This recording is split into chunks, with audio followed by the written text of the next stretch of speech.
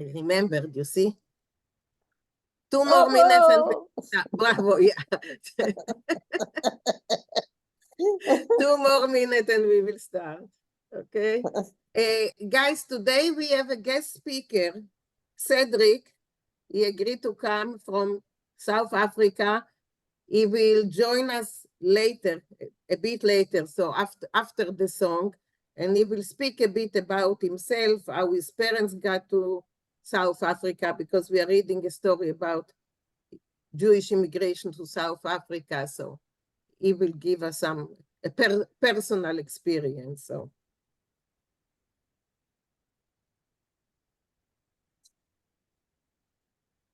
Oh, they have more than one. There's more than one website. Wow. Yeah. Amazing. You know, there is a saying in Yiddish, via loch is du Ayid.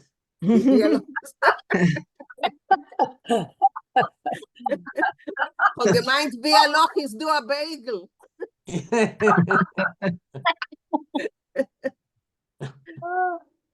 Besser a bagel via bank account mit a loch.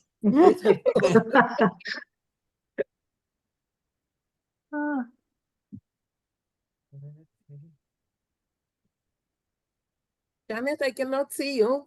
That's okay? You don't want us to see you?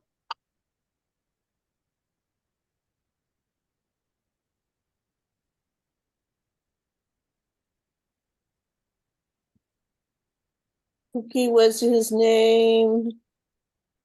Kazuo Ueda? Kazuo Ueda?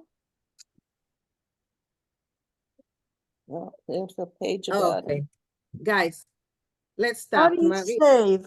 Okay, so we are starting by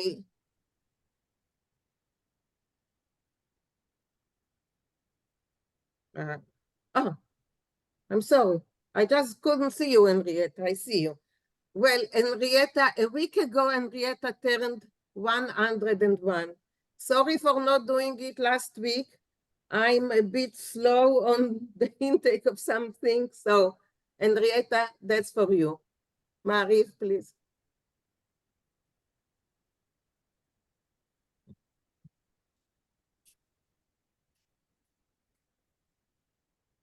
The reason I was asking about birthdays is that our next song is to celebrate birthdays. It's called Zu dein Geburtstag.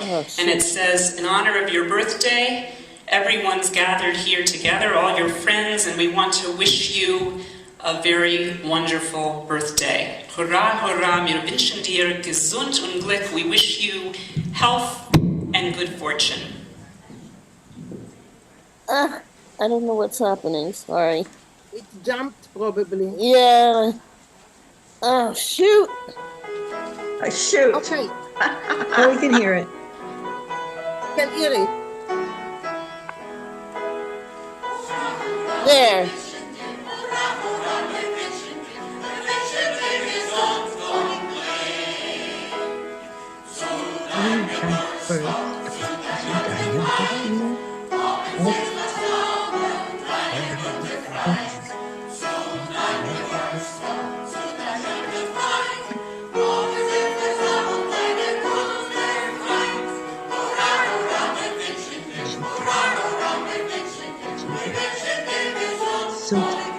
Click.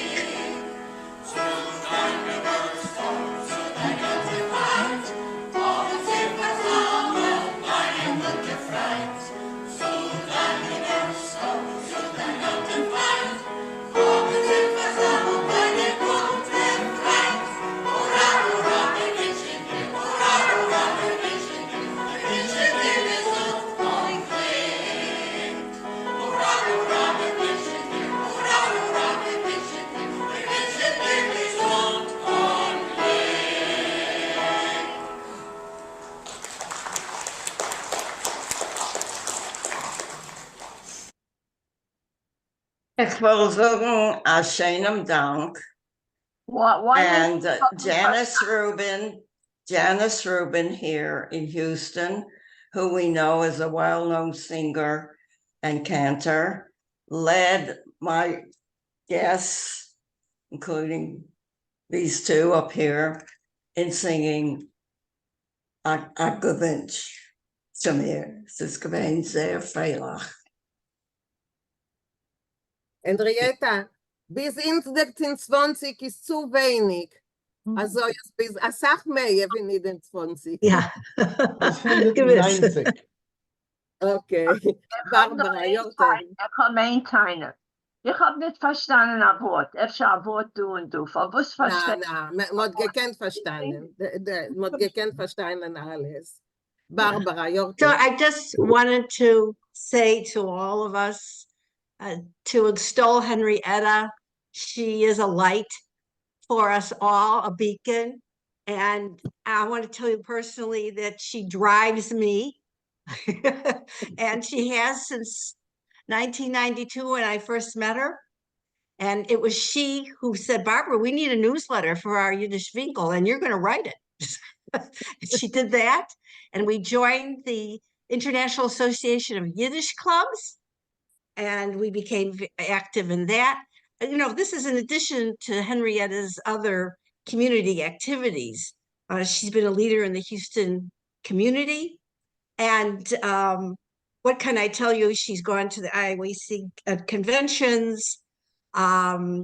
She's just been an inspiration. But I have to say that in addition to all the historical things and events that Henrietta has actually observed, the one that just captures my heart is that she was at the premiere of Gone with the Wind in Atlanta, Georgia in 1939. Wow. Wow. I'm an old lady. I have a long history. This is something wonderful. But I love Yiddish. And I'm very thankful that Yiddish is still here. And all over the world, we have pockets of Yiddish with avid speakers and readers. And Henrietta was one of the founders of our Houston Yiddish Vinkl. I met her, I believe, in Frieda Weiner's classes. The Yes. Yiddish Stunde. Yeah.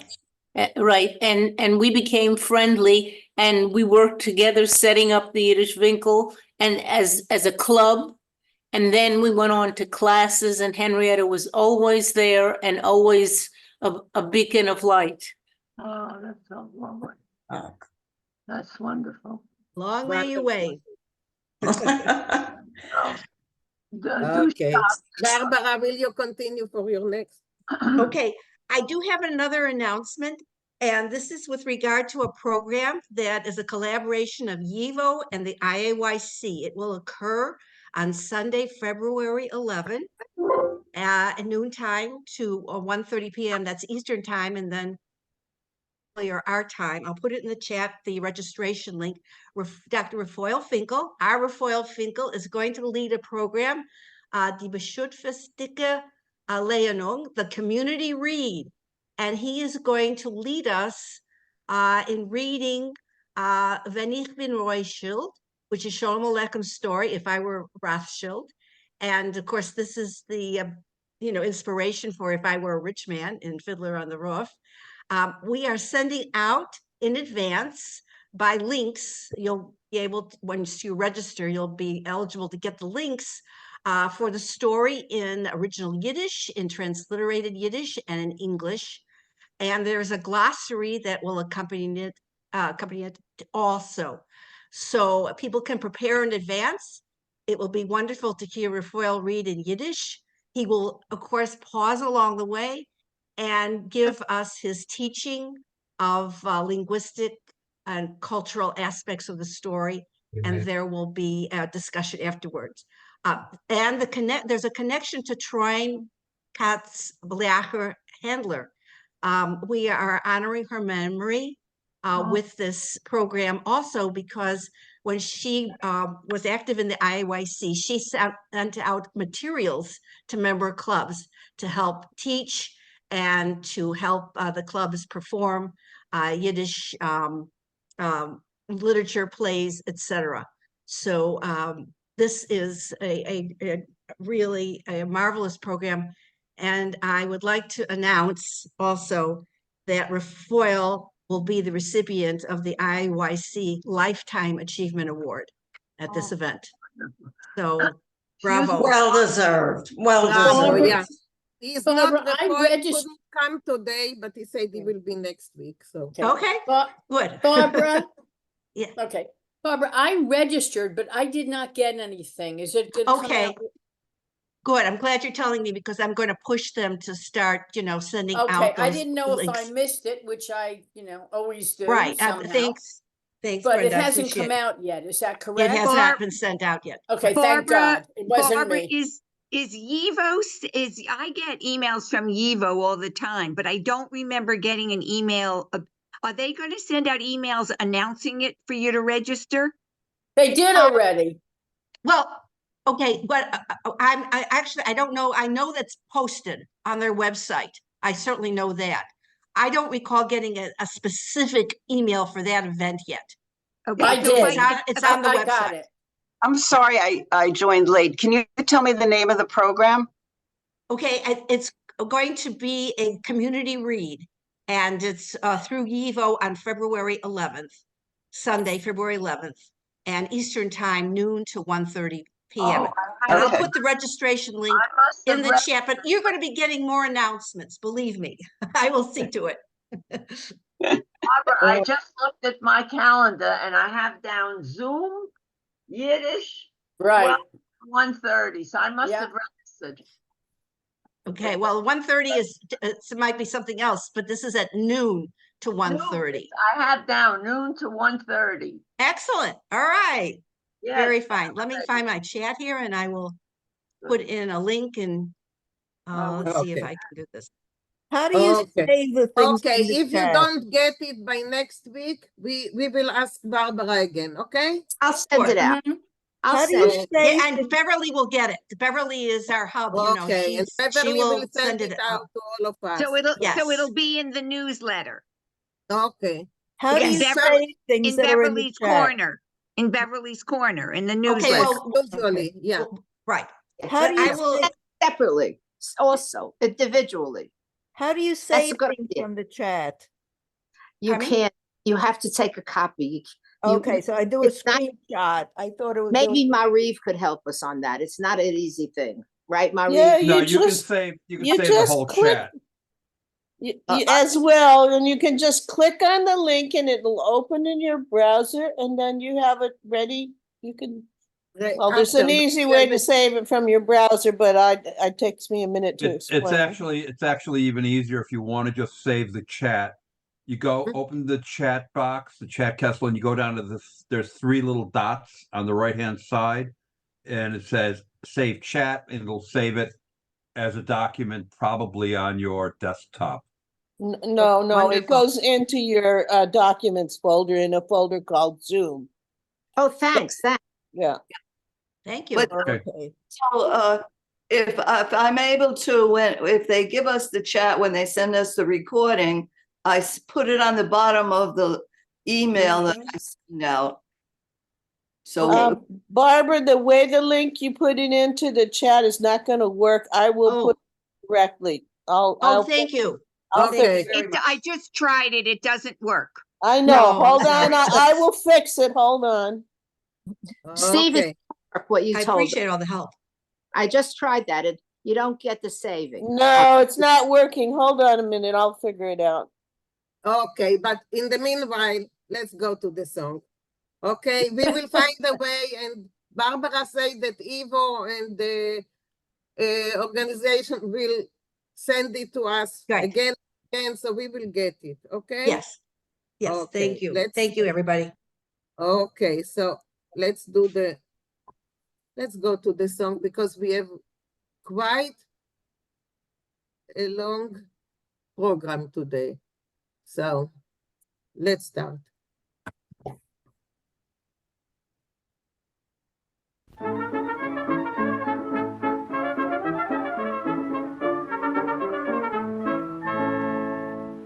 De mama de mer jesik, koit majestik. Op de gemir verliebte bocher aprikastik. Oy, sehen sen a feyen. Mir far seine Weindalach, oi ketzale di Mayen.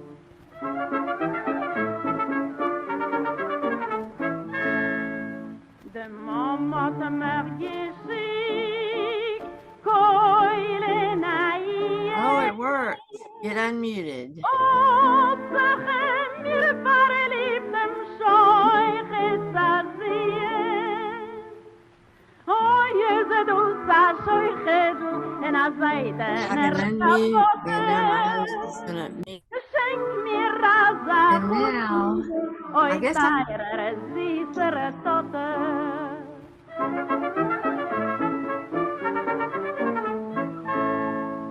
De Mama te mer gesig, brenga seile. Oh, zeggen mir fare lieb, de roof op a beile. Oh, yes, du sa revenue, oh, yes, du sa sode. Mir fare seine Peikalach, oi mir fare seinen Spode.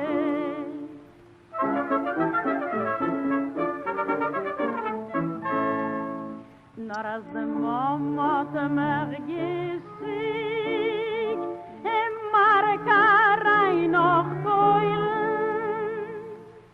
Oh, bige mich fare lieb, en a ingale fem foilen. Oh, jeze du sa ingale, met egala would brennen. Ich will seinen Gurkein wundern, in ein Leben mehr nicht kennen.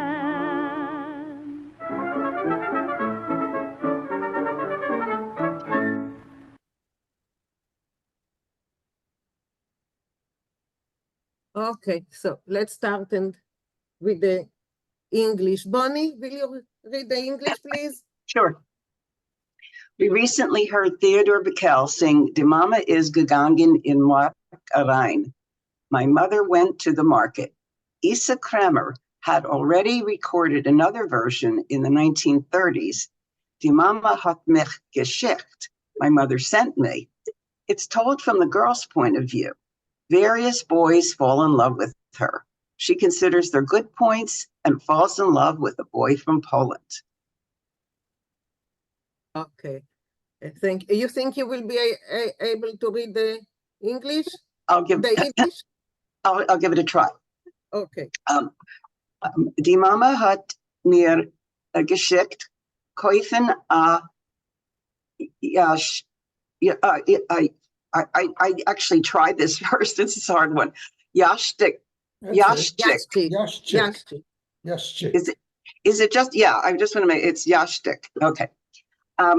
Hat sich in mir geliebt, and I'm not sure that's probably Hebrew. A bocher. Oh, a bocher. Prickstick. In sich. No, oi is das a boichel, boy, I'm not sure. Bocherl. A bocherl. Steins und feins. Feins. I'm sorry, feins. Mir far seine bedelech oi cancele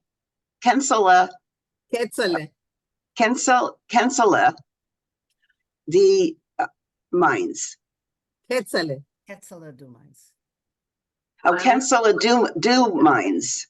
Cancele do mines. Ketzele, there is no nun there. It's like in the other song. It's the same word as in the first song. Oh, I said, yeah. Oh, Ketzele. Ketzele do mines. Okay, good. And when you translate, can we get some help with the grammar also on the mines? I know we had discussed having the samach at the end last week, if that's the same grammatical structure. It's the same. It's the Yeah. same. So Okay. Maurice, can you translate it, please? Sure. My mom sent me to buy a box. Yashik is a box. And then prikashchik at the end is a clerk, a store clerk. The store clerk, a boy, fell in love with me. Oy is dusa buchel. What a boy. A shains and a finds, a handsome one and a fine one. Mir fa seine Beindelach, oi ketzel du meinst. So mir fa seine Beindelach, there's a general expression, mir soll sein fa dir, and it's a way to express one's love. I should be for you. I should suffer for you. Mir soll sein fa dir. I would do anything for you. Right. So she's saying his little bones, she'd do anything for his little bones. Oh, kitten. Oh my little kitten. Okay. Yeah. Okay. Okay. Isabel, can you continue? Die Mama hat mich geschickt Keulen Hund.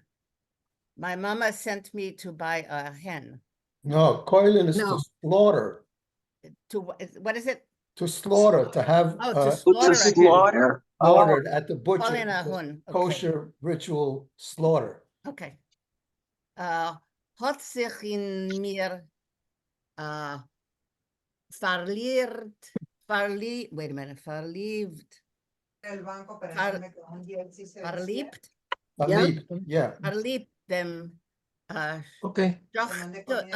Scheuchet.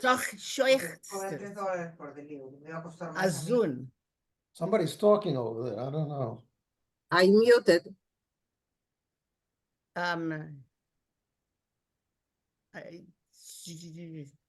Something about the son of the Shochet. Right. Hat sich in mir verliebt. It would be the dem son of the Shochet Shochet Azun hat sich fell in love with in me? mir verliebt. He fell in love with me. Oi, is das a Schachtel in a seidene Kapotte. Is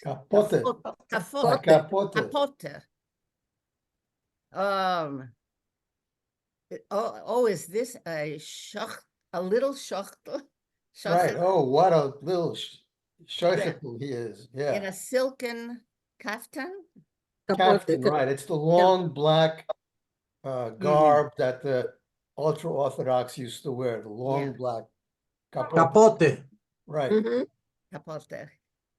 Schenk mir a za. Chatan. So it's the first part is the word chusen. Groom, right? It's a groom. Chusendel, a little How do you pronounce groom. Give me a little groom. Maurice, I couldn't hear you. Yes, schenk mir a za chusendel. Chosendel, okay. Chosendel, right. A little groom. Like that, a za chosendel. Okay. Oi, Teierer, Sisser, Tate. Tate, right. Dear sweet father, give me a groom like that. I think it refers to God with Tayer Zizer Tate. Sure, it could be either way. Yeah. Okay. Yeah. But usually when they're saying the Ziser Tater, yeah. Okay, I see that Marsha and then Elaine. Marsha? In the first line, the geschickt Keulen, what's Keulen, and the last word also, I need to. So Keulen is to slaughter an animal or to slaughter a person. What's a horn? Is that a chicken? Chicken, right. A female. And Keulen is schechten. Yeah. Right. She sings it ahin, and in the next line, she sings dem shoichetz azin, southern dialect. But the way it's written, it's un and zun. My question is, what is the definition of shenk? I It's mean, to give- to Schenken, give as a- Schenken. Schenken is to give a gift, Ah, okay. Right. So give me a gift of this such a No, no, such no, sweet. no. groom, right? Make a present. It's too Give cute me a for gift words. of this sweet boy, this sweet Yeah. groom, Right, dear father, right, either God or her father. Right. Okay. Yes. Okay, Bob? Die Mama hat mir geschickt Fragen Scheile, hat sich in mir verliebt, der Rab auf a Weile. Oi, ist das a Rabinio? Oi, ist das a Zedek? Mir seine Peelech, Peeslech, mir seine Peeslech, mir seinem Spodek. good. What is spodek? Mama sent me to ask a question of I read of a ritual piety, a ritual Sure, right, a religious question, right. religious Shai. question. An Orthodox or a pious religious man fell in love with me for a while. The Oi. rabbi. The rabbi. Oh, he's a rabbi? A Rav, Yeah. a the Rav Rav. is rabbi, right? Okay, I thought it was a rabbi. A rabbi. Oh, that's even Not better. for a while. I think it's after a while. No, Oi, for a while. for a while, no? Yes. Yes, yes. Oi, is this a rabbi or a teacher? Oi, is this a tzad, a pious man? Yes, I'm crazy about his payas. I'm crazy about his hat. Right. So if anyone doesn't know, the Spodek was a huge black fur hat that certain Fur hat. Hasidic sects favored. You may have seen, I don't know if you've seen them, but it's on Wikipedia, you can find Spodek. In the street Das in ist, Israel, you can find them. Das ist dezelfde gezag voor een strammel? Name. No, It's not, no. no, it's not the same. But if you go on, you can't miss a Spodek. They're huge, they're thick, they're heavy, it's black fur. I think they're originally Cossack in origin, I'm not sure. You know what? I And- saw a program on the Hasids and someone in there explained that at one point some Russian or whatever emperor forbade the Jews to wear fur or to except for the tail. You could use the tail, so that's why they made the hats. It's the hats are made out of the tail to go this, to give it to the emperor at whoever was the ruler at that time. Yeah, but what kind of an animal had a tail like that? I don't know. I don't remember the whole story, but that was Okay. We'll say it's Elaine, yes. apocryphal. Elaine, you have a question? Yeah, so if we wanted to translate the word spodek, how would we translate it into English other than calling it a spodek? You'd say it his large fur black Hasidic hat. Okay. You have to have all those words in there. Okay, all right. I have just sent you a picture of a spodek All in the right. chat. That's a strimal. Yes. Yeah. No, that's not a strimal. That's a No. spodek. That's a spodek. In fact, Weinrich A translates it that strimal way, is the large fur is cap. much flatter with fur around it. Right. Right. This Spodek is looks more very impressive. Russian. It looks very Russian. Well, it is Russian. Yeah, It yeah, is. it looks very more than the strimal. It looks very Russian, like Like a Cossack. Like Yeah. a Cossack. Cossack, right. Cossack, but yeah. Susan, yes. What is the exact meaning of loy mitaspodik? When you want to emphasize no. It's something completely not. That's what I think. I'm not sure. But they also say loy mit an aleph. Yeah, I never heard loy mit a spodek. Loy mit Loy an mit an aleph. aleph. Yes, Yeah, but loy but mit a also spodek, loy no. mit a spodek. I heard it. Aleph and loy mit a spodek. Yeah, Yeah? I heard it. Yeah. Interesting. Yeah. Why? I don't know. I But don't know. heard I it gave too. my spodek away Must many, be many years ago. Must be a big no. Must Yeah. mean a big no. Yeah. A very emphatic no. No. Yeah. Yeah. Yeah. But why the Because loy mit spodek an is aleph, there? it's to differentiate it with from loy with a vav. Yeah. Okay. Well, I guess that's to show that he was, not only was he a Rebbe, but he was a big Rebbe. I mean, with a hat, such stature. He wasn't or just that it any was very Rebbe. cold. Yeah, it Okay. is. Let's continue. Alvin, you're with us? Can you read, please? Ja, ich bin da, ja. Ja,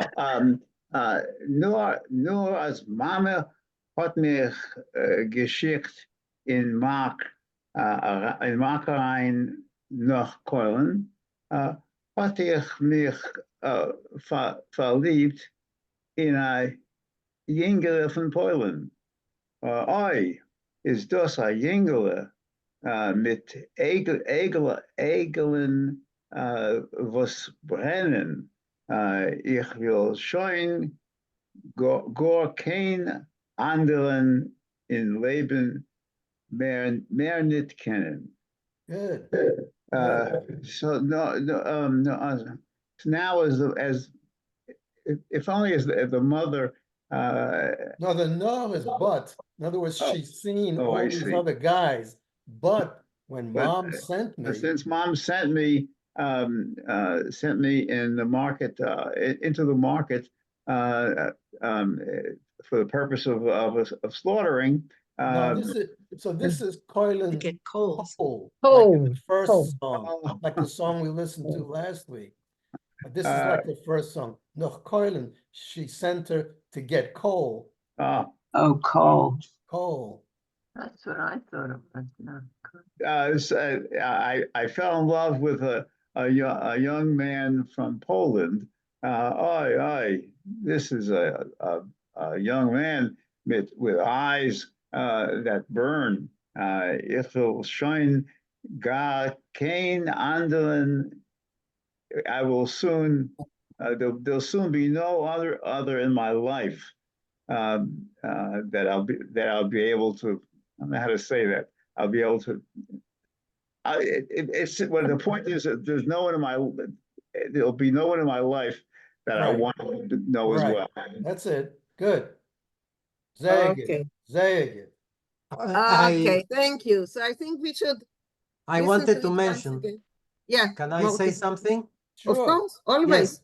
In Yiddish, when we talk about coal, unlike in English, where it's a singular word for coal itself, in Yiddish, we always use the word koilen because it came in small pieces. And that is why it's a plural, koilen. Okay. Okay, let's listen to it once again. It's fun.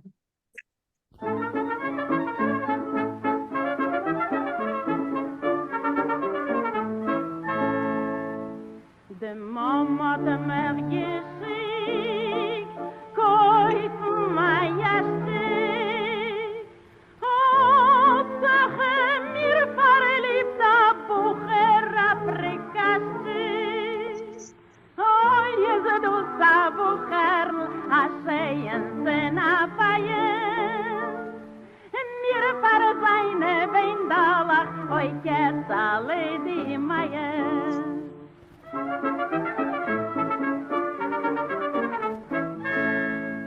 De mama te mer geschick, koile naien. O sache mir verliebt dem Scheuche zazien. O jezel du sa Scheuche du, in a seidener kapotte. Schenk mir raza Husenju, oi teirer, süßer Tote.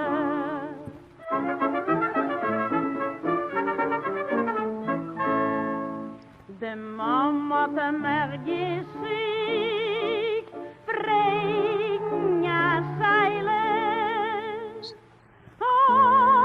Tegen mir verlieb Der Ruf auf a Weile Oh, yes, du sa revenue Oh, yes, du sa sode Mir para seine Peikalach Oi, mir para seinem Svode.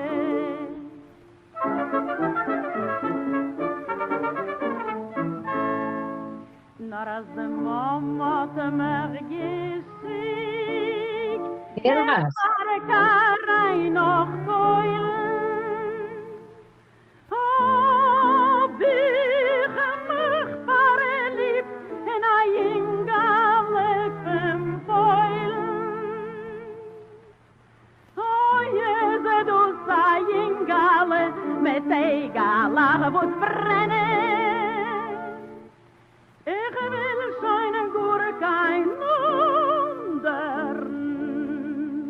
In ein Leben mehr nicht kennen.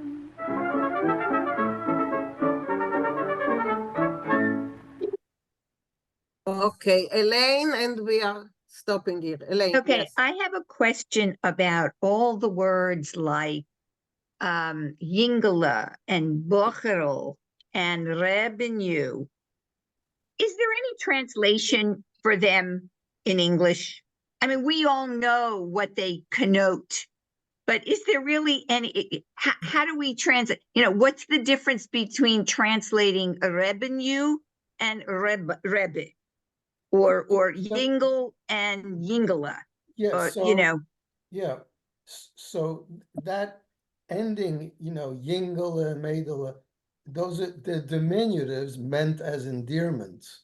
Right, I know that, So I you know could that, say, but you could say little girl, little boy, dear right. girl, Okay, dear because we boy. didn't do that. We didn't do, like, for me, Well, we didn't do that, right?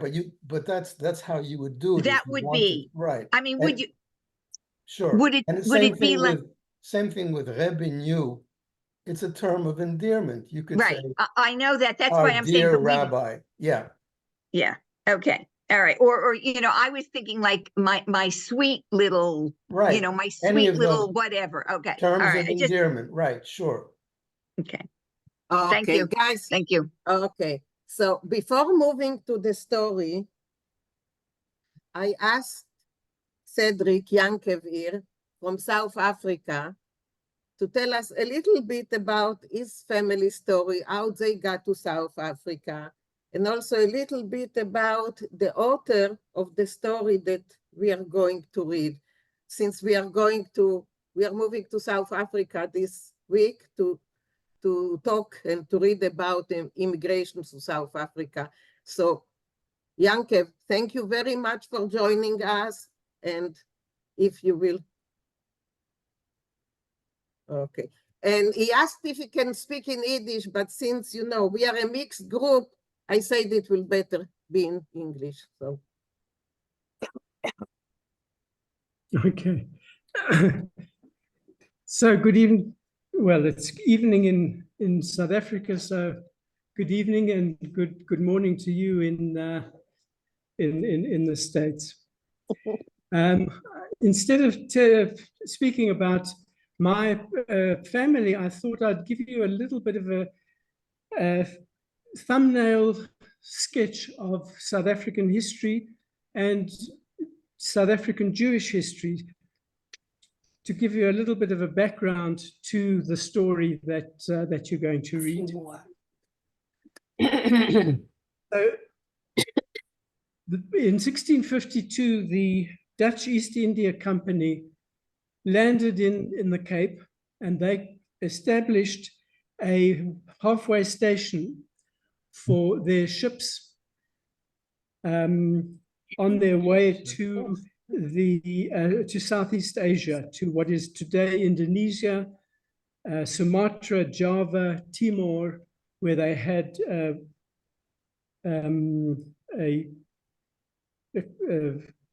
colonies. And they established this halfway station, and that's where the first white settlement took place in South Africa. In order to work for the Dutch East India Company, you had to be Protestant. So in the early years, there were no Jews living in the area. There were some Jews who did arrive in South Africa, but there are records that they had to convert to Christianity. They were not allowed to live there as Jews. So that continued for about 140 years, and then the Napoleonic Wars began in Europe, and Britain didn't want the French to cut the route around the around Africa to India, and so they annexed this Dutch colony and secured the route around the Cape for Britain. In about 1820, the British started bringing people, immigrants, British immigrants into South Africa. And among these immigrants were a few Jews, and those are the first Jews really who settled in the Cape after the 1820s. The Dutch, who had been living in the Cape for the previous 150 odd years, they didn't like to be ruled by the British. The British they made a mess wherever they colonized, in India and in South Africa as well. And so in the mid-1830s, there were a large group of Boers who trekked north into the hinterland of South Africa. And they established two republics, Boer republics. The one was called the Republic of the Orange Free State, and the second one was the Zuid-Afrikaanse Republiek, the South African Republic. That's the mid-1830s. In 1868, diamonds were discovered in an area of Kimberley in the Northern Cape. And there was a big immigration of mainly English and German and Central European people who came into South Africa.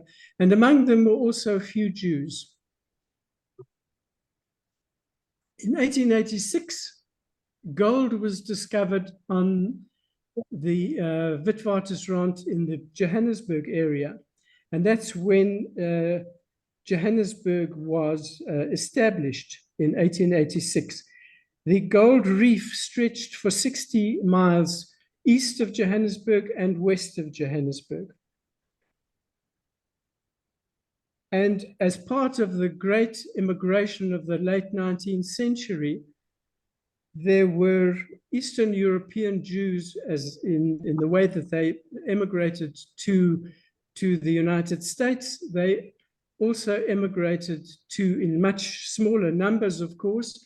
They also immigrated to South Africa. And that's the beginning of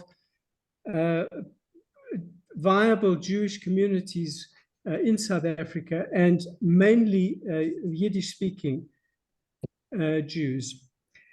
For some reason, and it's unclear why, most of the Jews who immigrated to South Africa immigrated from the area which is known as the Litvak area, Lithuania, Latvia, White Russia, and Poland, of Poland, down to Bialystok.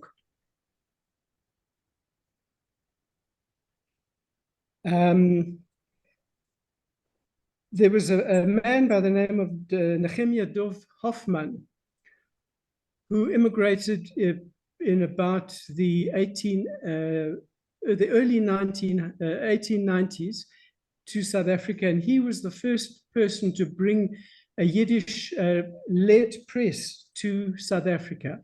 And he published newspapers.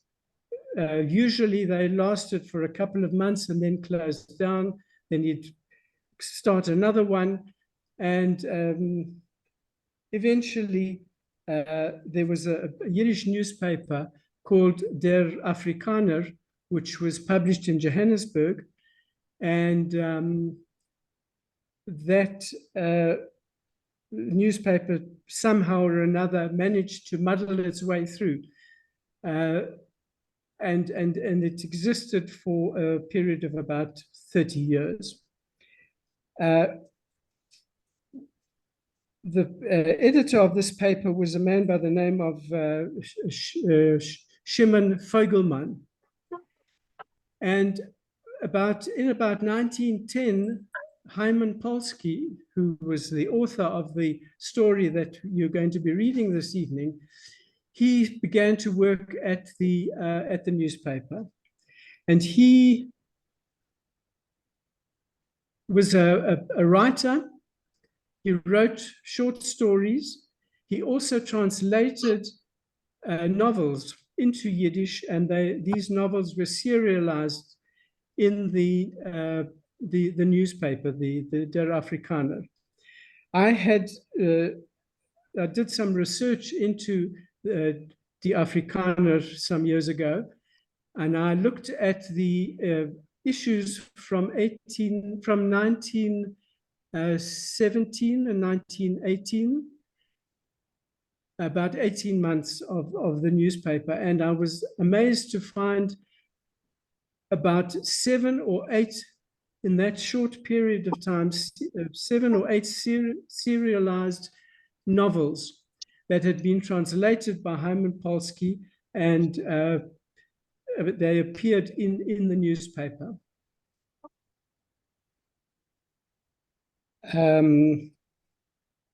These were known as shunned literature. That was looked down upon by the writers like Peretz, and they regarded this as being inferior kind of literature. But I suppose the equivalent in English would be the penny horribles that appeared. And but they were very popular, and it kept the newspaper going because people would buy the newspaper in the same way as the forwards. Many people used to buy the forwards because of the serialized novels that appeared in the newspaper. In 1933, the Afrikaner amalgamated with a newspaper called the Yiddish Zeitung, and it became known as the Der Afrikaner Yiddish Zeitung. By this time, Polsky had retired, and he spent the next few years collecting short stories that he'd written over the years, and he collected them and was going to publish them in a book. Even though he was involved in publishing in Johannesburg, he chose a printer and a publisher in Warsaw to publish his book. And he sent the stories to Warsaw. In August 1939, the book was finally printed and published. And 6 copies of the book, of this book, were sent by post from Warsaw to South Africa. And of course, in September 1939, the war broke out. And all of the books that had been printed were lost. But 6 copies were on the sea on their way to South Africa. And so the book exists and today. Polsky died in 1944, And he never saw the republication of his book. In 1948, the South African Yiddish Kulturfederatie was established. This was an organization of people who were interested in Yiddish. There were a few Bundists, a few Arbeiter Kring people who got together and they established the Kulturfederatie. And they decided in 1952 to republish Polski's booklet as a mark of recognition of his work. And this is the book that was published, and this is the book from which the story that you are going to read was taken. Many of the stories that Polsky wrote most of them deal with Litvak immigrants and the hardships that they endured. They didn't know the local languages, they spoke Yiddish, and their life was very difficult. They had no skills, they had no secular education. Most of them had a yeshiva education. And he deals also with the problem of the aguna, the deserted wife. There was exploitation of workers, and he also juxtaposes the position of the greener, the new immigrant, and the immigrants who had come in at an earlier time and had made good and had made a lot of money, and they were very opulent. And in the story, you'll see this greener immigrant comes into the house of an established Gewir, and he's blown away by the opulence and the wealth that he sees in the house. There were Landsmannschaften that were established, people coming from the same towns, and you had this in New York as well. They created organizations, self-help organizations, and you had this in Johannesburg as well. And the story deals with not a formal Landsmannschaft, but an informal Landsmannschaft of people who would come together and try and help a new immigrant who just arrived. Some words were created in South Africa and are specifically South African words. One of the words that you'll come across is the word trier. Now, a trier it comes from the English to try. And what the idea is that a person tries this and tries that. He buys some eggs and tries to sell them, tries to make a living. He buys some fruit, walks around the town trying to sell them. And that is a trier. And tryen is to try and make a living. That's a specifically South African word. Another word is a smous. I don't know if you come across this particular word, a smous. It comes from a Dutch word, and it means a peddler, a karabelnik in Yiddish. And in the early days, people, particularly from Cape Town into the hinterland of Cape Town, they would go and they would have a wagon, buy goods that they thought people would need, and they would go from farm to farm and they would smous. The word that is used in Yiddish is schmoizen. Men had gefort schmoizen, to sell, to peddle goods. Okay, so I think that gives you a little bit of a background to the story. And okay, thank you very much. It was very informative. Really, thank you. Do you have time for questions or not? Because you say that you have to go. yeah, sure, we can have a few questions. Yeah, so I see that Steve raised it. Steve? Yankov, thank you very much. Can you may have mentioned it, I have to step out for a moment. Can you talk a little bit about your specific background, your family, in terms of coming to South Africa? Yeah, sure. My maternal grandfather arrived in South Africa in 1897. He had studied at the yeshiva in Lithuania, and he was a trained sheikhet, and the yeshiva was closed down by the Russians, and he came to South Africa and joined his a friend of his that he'd studied with at yeshiva, and he came. That was why the reason he came to South Africa. My father arrived in South Africa in 1930 from Lithuania, from Ponevezh, and he joined his father. His father had arrived in South Africa in about 1923, and he came to join his father, and that's how we landed up in South Africa pre-war. In 1930, in March or April of 1930, the South African government introduced what they called the Aliens Act.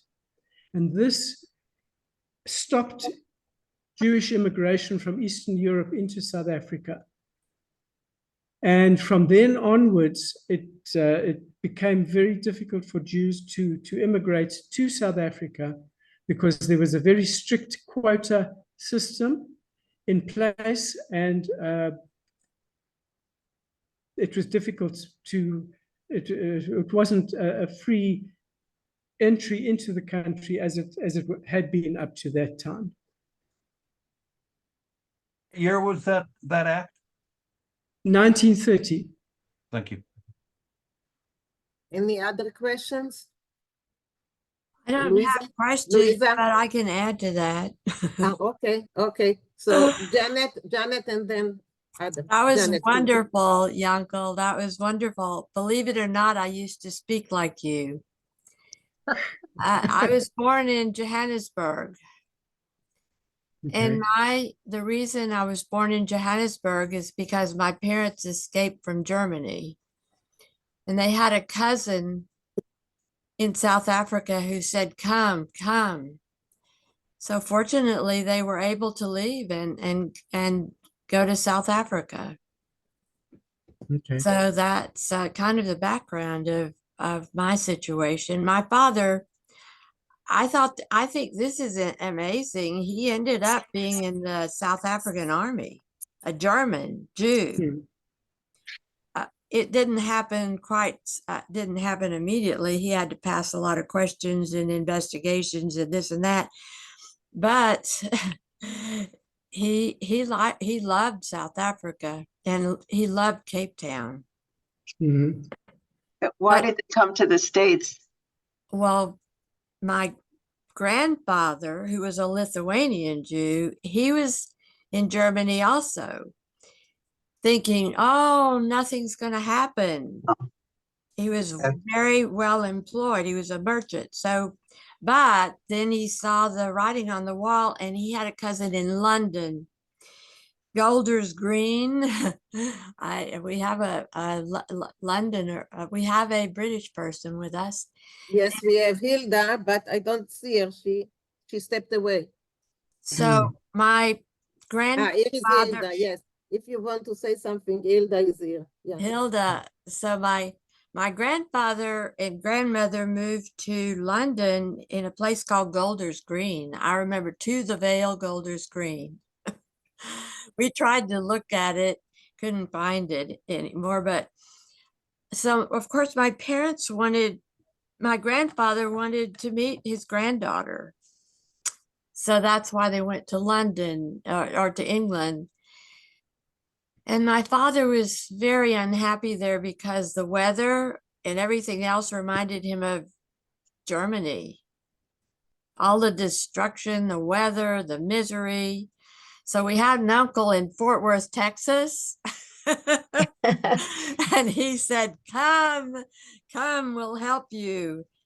And just like Vinkl was saying, there were helpers to help the refugees in South Africa. We had the most wonderful family helping us, the Brahman family. She's very involved. I don't know, think you want to, the Brahman family is very, very, very wonderful Hadassah people. But they helped my parents and me. And my parents were, they weren't Orthodox. They were more conservative, but the Reform movement accepted us without payment. So I went to a Reform school. So that's kind of my story. And now I married a Houstonian, so that's what put me in Houston. You know that Golders Green is the center of Jewish life in London. Oh, how interesting. I loved it. I remember my grandfather's backyard and the apple trees, and it was beautiful. Okay. The Golders Green is relatively, it's like sort of like from the 50s and the 60s. Prior to that, it was mostly in the East End, or am I mistaken? No. I think the East End came first. Right. And Golders Green is where the people moved from the East End. Right. Okay. That's what I To thought. Golders Green because they were going to the Hoige Fenster. They went to where it was more wealthy. Yeah. Like Washington Heights. I don't think Golders Green can be compared to Washington Heights. No. Okay. It's interesting what Janet has said. The German Jews initially in the mid-30s, 34, 35, 36, they weren't affected by the Aliens Act. And there were many German Jews who managed to immigrate to South Africa in those years, after Hitler came to power, until 1936, when they passed another law limiting the immigration of Jews from Western and Central Europe. So there were quite a relatively large number of German Jews who arrived in the mid-30s and had a tremendous influence on Jewish life. There were many of them who were very frum, the Frankfurt am Main frum Jews, and there were others who were part of the Reform movement. And the Reform movement really started in the mid-30s with the arrival of the German Jews. Before that, there was no Reform movement. That's so interesting. Okay, I see there are lots Thank you so much. Yeah, thank you. I see there are lots of questions. Tell us when you have to leave, okay? Okay. Okay. So Louisa, Rachel, Beverly, and Susan, and Mariv, I see. So Louisa. Thank you. Thank you, Vinkl, for your amazing introduction to the community in South Africa. I'd like to know, first of all, what is your full name? Because I only see Vinkl on the screen. Yeah, my surname is Ginsberg. Ginsberg. And your English name that you and use? My Cedric Ginsberg. Okay. Thank you. Beautiful. I first of all, I wanted again to thank you and to mention that, to ask you, for example, what was the number of Jews when by the mid 40s or 50s, when I suppose the Jewish community in South Africa was the biggest, I suppose, because I remember meeting many South African Jews in Israel, and I'll tell you about that in a moment.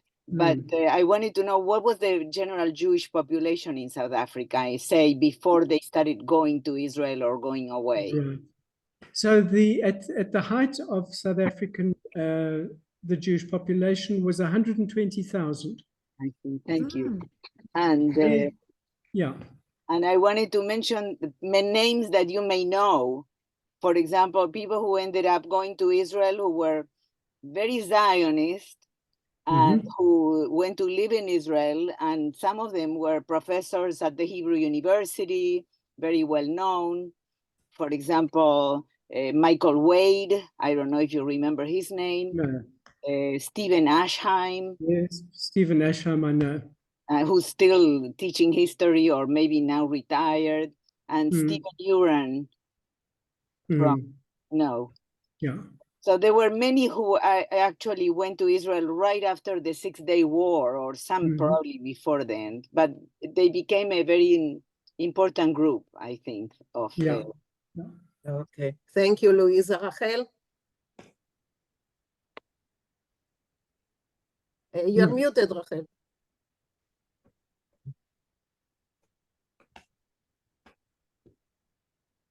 Okay. Okay. Shalom Aleichem, Yankev. It's good to see you here too. And it was a surprise for me. I didn't know that I would see you here. I didn't even know that I would come here today because I haven't been here in a long time. I want to say that I know Yankev. I've known him for quite a number of years now because he is my classmate at the Advanced Reading Club. And his Yiddish is absolutely superb. And not only, he's a very humble guy. You cannot give him too many compliments, but I gave him the title Rov because he explains to us everything about the religion. We come by religious concepts and he knows the answers. So it's always been a pleasure to work with you, and I hope we continue. Bis 120. Now, my computer is going to Dyson, so this is my question. I've been reading about rising anti-Semitism in South Africa, and I was thinking about you, really.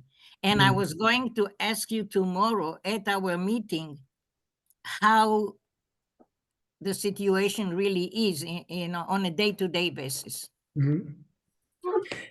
Yeah, look, anti-Semitism has risen in South Africa in the same way that it's risen around the world.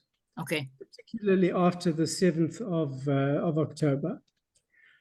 But it's less in South Africa than it is in other parts of the world. Can I talk to you later, like in the afternoon?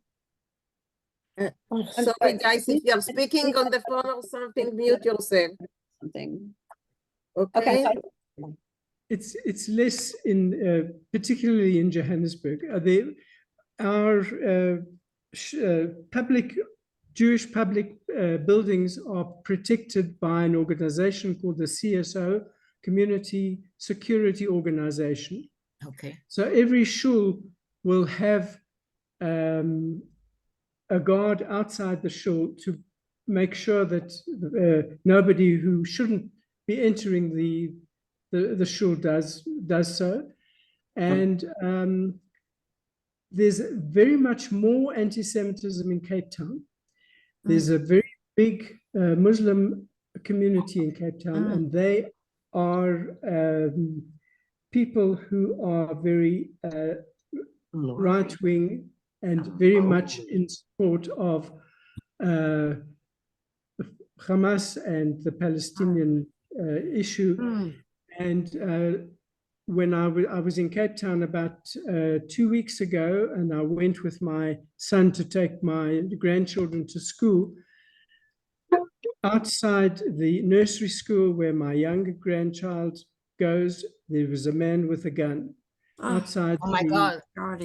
outside the primary school where my older grandson goes, there was a guard, an armed guard, because there were threats against the Jewish day school, which is known as Herzliya in Cape Town.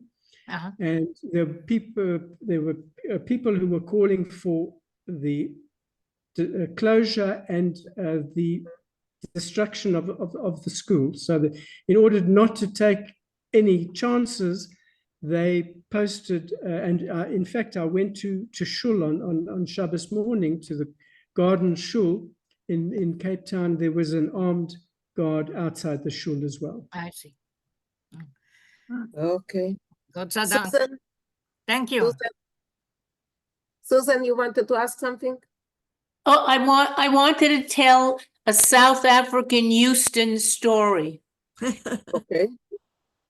In my interest in Yiddish, I got to meet many South African Jews when the Vinkl was being formed. And here was a story that one of them told me.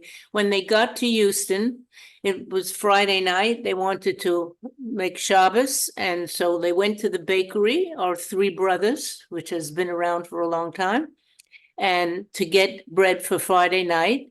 And the woman walked into the bakery and she asked for a kitka. Yes. They looked at her like Two people are actually laughing, so they know what it is.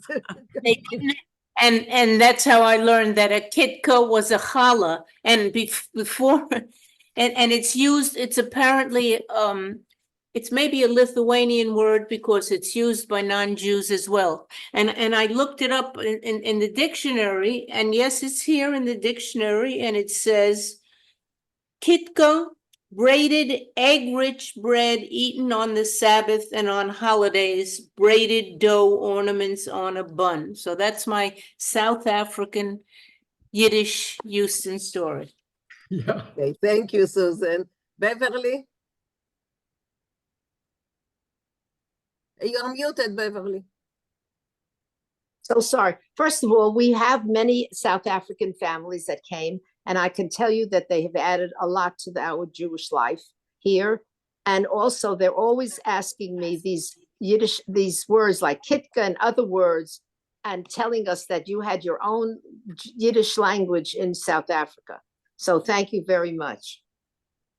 Okay. Mariv? So I have a whole family of second cousins who, Yaakov, just like you were describing, they left in 1933 and were able to get in. My whole family left Germany. Most of them came to the US, but they all helped each other. And they were leave it on one simmer. they were there for quite, for years.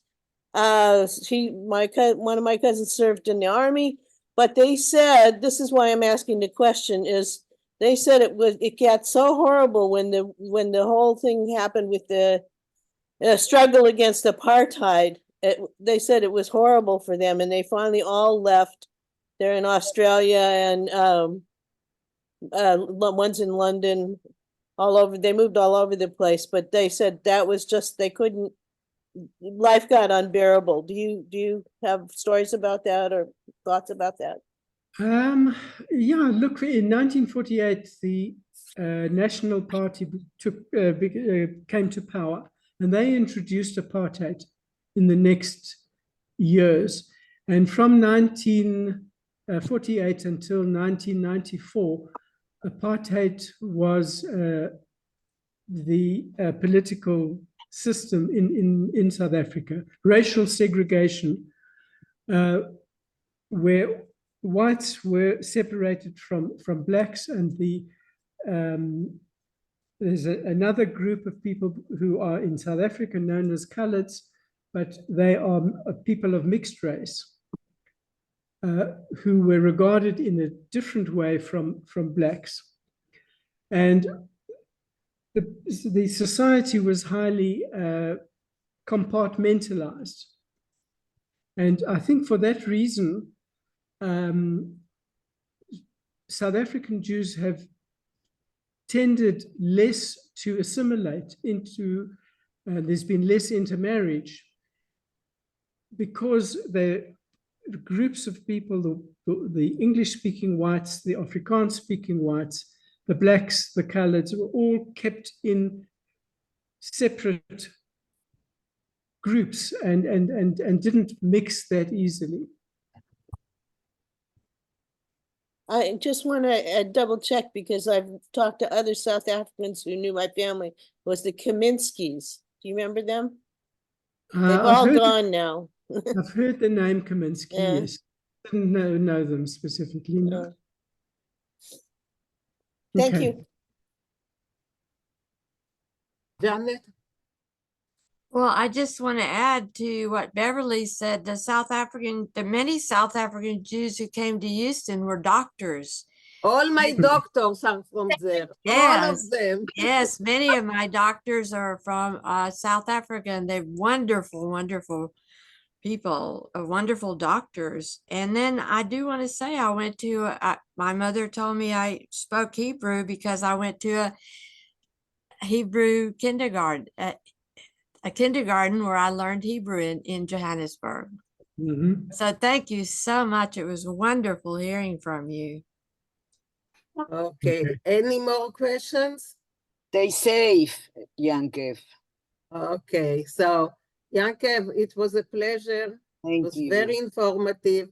Thank you very, very much for coming and agreeing to talk about South Africa. And thank you, Mina, for arranging it. Yes. How did you Well, find? No, and no, who- no. You have to thank Marsha. The idea was Marsha. Thank you, Thank Marsha. Marsha. Thank you. What a great idea to have a guest. Yeah. So thank From you South very much. Africa. So guys, we have 10 minutes left, and I think 10 minutes, it's not enough to start reading a story. So if you want to talk about anything else, please just, yes, Cookie. I just wanted to ask about that word trying. It really Trying? rang a bell in my heart because my mother used to say, "Ich will trying satindas." So I figured she's using an English word in a Yiddish style. You know how you take it, you make it Yinglish. Yeah. And then I wanted to speak, ich habe gewollt reden a besser in Yiddish, habe ich geguckt in Wortbuch und gesehen, als the word try is probieren. Und jetzt sage ich probiere zu tun das. So I felt my mother was speaking incorrectly, but you used the word trying. Was that word used for the word English try, or it's a completely different word? Yeah, no, the origin of the word is try. Unbelievable. She used trying all the time, and I said, "Oh my God, she's speaking English. I speak a better Yiddish than she does." You know?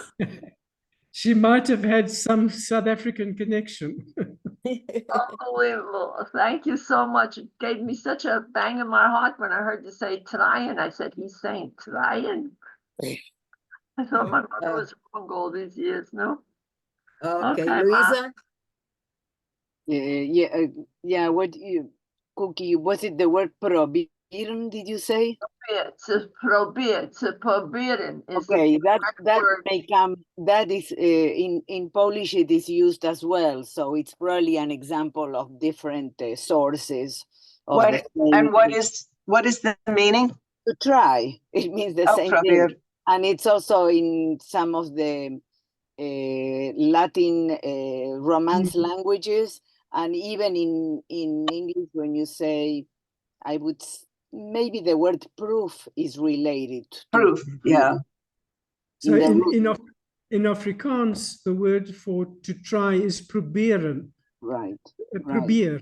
Right. So it's in Polish as well. But I wanted to say something that what you talked about the Landschaft, is it Landschaftsmen organizations? And I am fascinated by the fact that we have discussed many groups of Jews coming into on the Ashkenazi side, of course, and also on the Sephardic side, coming to the United States or coming everywhere. So it's always the pattern of the Jews that go wherever they go. It seems that there is a repeat pattern of establishing organizations based on wherever they come from, so that they can help other people from the same areas to come from. So I think it is like a blueprint of Jewish immigration and Jewish life. My grandfather talked endlessly about his Landschaft and von Zwinegrodke. And this is the only way that I found out when I thought about it 50 years later, that that's where he was from. And it was his lifeline. And ironically, when my parents moved to Florida, I mean, from Philadelphia to Florida, what did they discover? A Philadelphia club.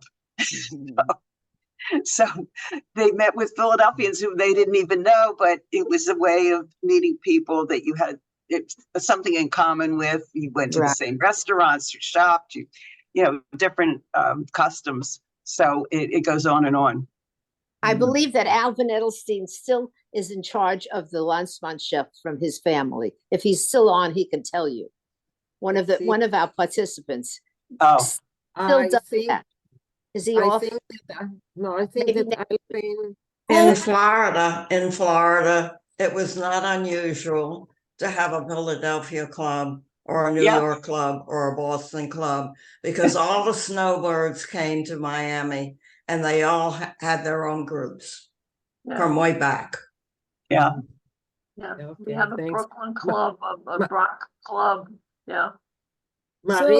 So before Yankiv leaves and we close, I can't believe you haven't done this. So I'm going to do it for you, that if and when he needs to leave South Africa, you're all waiting to welcome him to Houston or wherever, right? Absolutely. Wherever you need to go, right?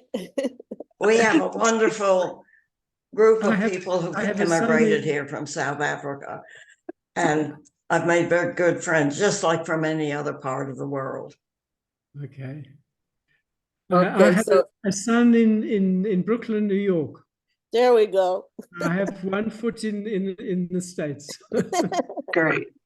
I have a question before you leave. Yeah. You mentioned the Arbiter Ring, the Workman's Circle. Yeah. Still active? No.